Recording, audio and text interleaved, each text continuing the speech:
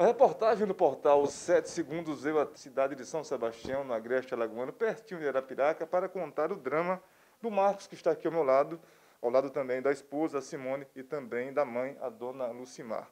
O Marcos, ele se chama Marcos Antônio Batista dos Santos, tem 30 anos de idade, é natural aqui de São Sebastião, mas está enfrentando um problema muito sério. Foi diagnosticado há mais ou menos um ano, não é isso, Marcos? Com câncer. E um tipo de câncer bem agressivo, de acordo com os relatos que a gente ouviu agora. Quem vai contar essa história para a gente é o próprio Marcos, ele não está podendo falar muito, mas a Simone e a própria mãe vai também nos ajudar a entender a história do Marcos e o motivo de nós estarmos aqui, porque a família está fazendo um apelo para que o Marcos faça um tratamento que custa muito caro, através da aquisição de um medicamento. Mas aí a gente vai contando no decorrer da entrevista. Pois bem, então, Marcos e Simone, sejam bem-vindos. Dona Lucimar também, que está ali, né, Dona Lucimar? Quando é que isso tudo começou? Começa por quem? Pelo Marcos ou pela Simone? Então, tudo começou um ano atrás. Eu estava seguindo minha vida normal. A gente tem um quiosque de praia lá na região metropolitana de Recife. Você vivia lá, né? Isso, a gente há 3 anos e meio. A idade do meu filho é o tempo que a gente mora lá. E aí, há um ano atrás, eu comecei a sentir alguns sintomas, dor nas costas, muito cansaço, que ainda persiste, continua. E depois de alguns exames, eu constatei o diagnóstico de linfoma, primeiro no exame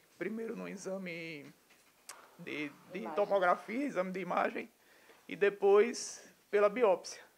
E essas dores nas costas surgiram do nada, assim, de repente, é isso? Você começou a sentir? Alguns pioraram com cerca de 20 dias. Também tive essa esofagite, que foi a inflamação de uma das pregas vocais por conta do suco gástrico. E aí até hoje eu faço tratamento com fonoterapia, mas ainda assim a voz Fica um pouco embargada. embargada, eu não consigo falar direito ainda. E você achou que essas dores seriam dores por conta lá do seu trabalho, você carregar, de repente, algum peso e tal, e não foi bem assim, né? Não foi. Eu achei que seria, porque eu mexo com guarda-sol, com carro, ando com carro, reboque, então achei que, e como a gente tinha acabado de voltar da pandemia, estava começando a trabalhar, eu dei uma engordada, né? Eu estava parado um tempo. Nunca imaginei que fosse um linfoma, leucemia. A Simone vai nos detalhar agora todo esse período de mais ou menos um ano atrás para cá, o que foi que aconteceu a partir desses primeiros sintomas, Simone com o Marcos. Vocês procuraram um médico quando perceberam que as dores eram persistentes, é mais ou menos isso? A gente começou a procurar o médico, ele passou exames de imagem, que foi o raio-x, e exames laboratoriais. Sendo que no raio-x acusou uma massa, e aí o médico começou a investigar que massa era essa. Que aí, qual região? no mediastino, no tórax. E aí foi quando passou a tomografia. Na tomografia com contraste já acusou, quando a gente trouxe para o médico ver, ele já acusou que era um tipo de linfoma. Até então a gente nem tinha ideia do que era linfoma. Então a gente começou a investigar. Nesse meio período já começou a fazer biópsia, ele precisou fazer uma imunohistoquímica, que era um exame mais detalhado para saber qual o tipo de linfoma, que tem vários. Nesse período ele pegou Covid ainda, no início de dezembro do ano passado. Ele ficou internado 10 dias na Santa Casa de São Miguel. Tratou a Covid, e quando ele teve alta, passamos uns 2, 3 dias mais ou menos em casa, e ele só piorando da questão do linfoma, porque ele começou a inchar, começou a reter líquido, ele teve um derrame pleural, que precisou tirar 5 litros de líquido da pleura.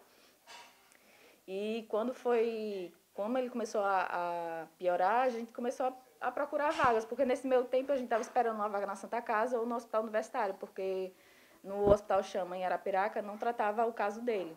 Nessa altura, a família que vocês moravam, você, a esposa e o filho lá em Recife. Todo mundo já veio para cá. E aí, quando a gente descobriu, a gente já veio para cá, porque era só eu, ele e o pequeno, não tinha como a gente dar conta sozinho. Quando descobriu o linfoma, né? Isso. Quando descobriu o linfoma, a gente já veio para cá, porque a família dele é toda daqui, e aqui a gente tem o suporte da minha sogra, minhas cunhadas, que ajudam a gente nessa caminhada aí há um ano já. E aí a gente veio para cá e começou a se tratar aqui ele. A gente conseguiu uma vaga no Hospital Universitário, que é onde ele se cuida agora. em Maceió, e logo de cara o médico, mesmo antes de saber qual era o tipo, já precisou fazer uma quimioterapia de choque, de emergência, porque ele chegou um pouco grave, até a gente sair realmente o resultado da imunohistoquímica, que era qual o tipo de tratamento que ele iria ter. No iníciozinho de janeiro, a gente teve esse resultado do exame. Janeiro já desse ano, né? Janeiro desse ano. E aí foi quando realmente descobriu que era linfoma, leucemia, linfoblásticas de células T. E aí começou a se fazer os protocolos que tem existentes para esse tipo de linfoma dele. É um tipo de leucemia, no caso, é isso? Isso, ela pode se apresentar de duas formas, ou diretamente como a leucemia, que é atingindo a medula óssea, ou como um linfoma, que ela atinge a parte dos linfócitos do tumor, que cresce os tumores na axila, pode crescer no pescoço, na virilha, em vários cantos ele pode se manifestar. E aí, depois desse primeiro protocolo, ela regrediu. O primeiro protocolo, para quem de repente não entende muito, seria o primeiro tratamento, é isso? Primeiro ciclo, né, de tratamento, é isso? Que foram 8 ciclos de quimioterapia, o primeiro disponível pelo SUS. Aí a doença regrediu. Depois desse tratamento, eu passei ainda um período de um mês e meio sem doença. E depois a doença voltou com invasão medular. Significa o quê? Aí agora ela é uma leucemia, um linfoma, leucemia linfoblástico T. Ela é como se fosse as duas. É uma doença, porém que está nos dois lugares. Está tanto no tórax quanto na medula. Atingiu a medula diretamente, é isso? Isso. E aí com essa recidiva, com essa volta da doença, ele vai precisar fazer um transplante de medula óssea. Já tem um doador, que é a irmã dele mais nova, foi 100% compatível. Porém, ele só pode fazer esse transplante se zerar a doença na medula.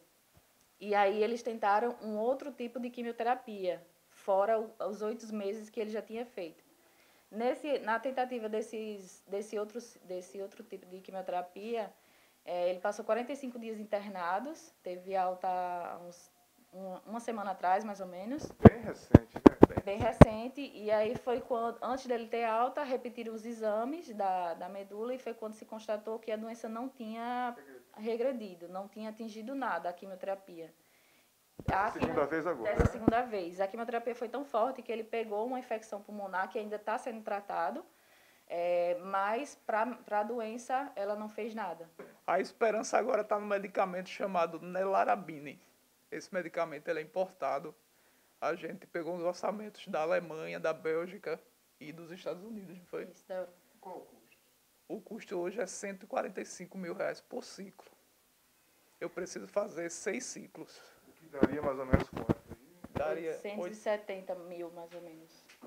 Então, o Marcos aqui, a família dele, precisa arrecadar, gente, R$870 mil para que ele consiga adquirir esse medicamento, né?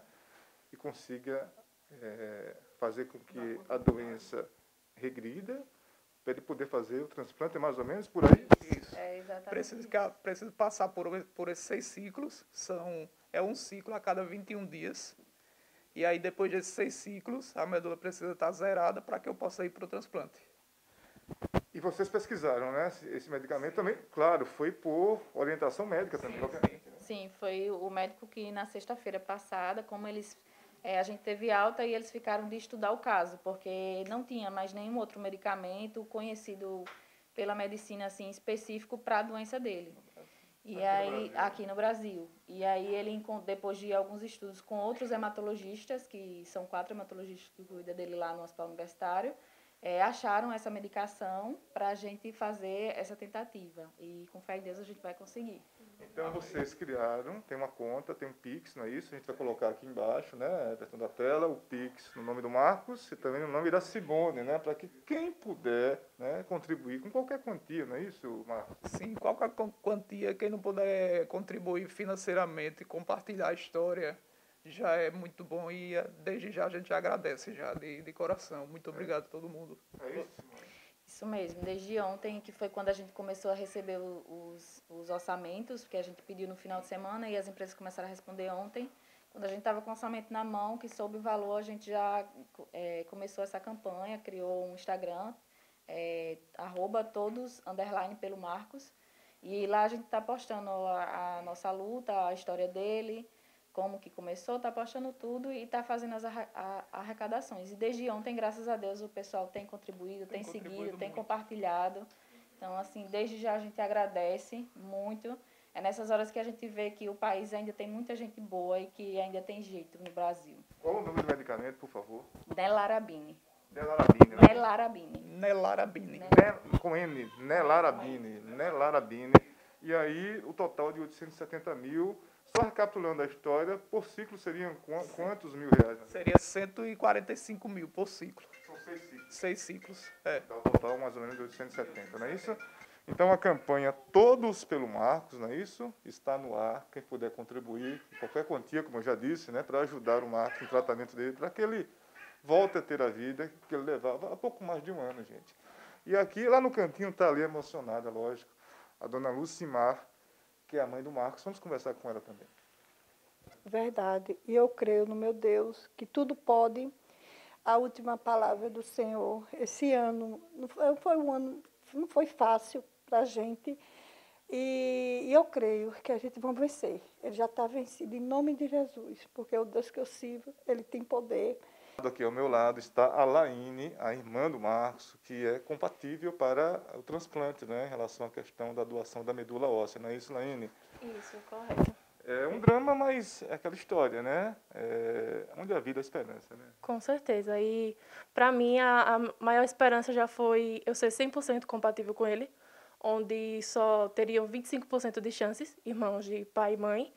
E quando eu recebi a notícia que eu fui 100% compatível, eu fui muito grata a Deus, porque foram 15 dias para sair o resultado. Muita né? apreensão, né? Muita, e eu pedia muito a Deus esse presente, e ele me deu esse presente. E eu tenho certeza plena que ele vai fazer um milagre na vida do meu irmão. Mantendo a esperança viva, a chama viva de que o Marcos vai conseguir, né, adquirir esse medicamento e continuar o tratamento e fazer o transplante e ficar curado. Se vocês quiserem se despedir, fiquem à vontade. Amém. Eu quero agradecer a todo mundo, o pessoal que seguiu no Instagram, o pessoal que está doando desde ontem. É assim, eu não tenho um valor exato, mas já está, graças a Deus, em menos de 24 horas, mais de 20 mil reais nas doações. Quero agradecer o pessoal dos 7 segundos, a vocês que vieram até aqui. E é isso aí, gente. Vamos vencer essa batalha aí, em nome de Jesus.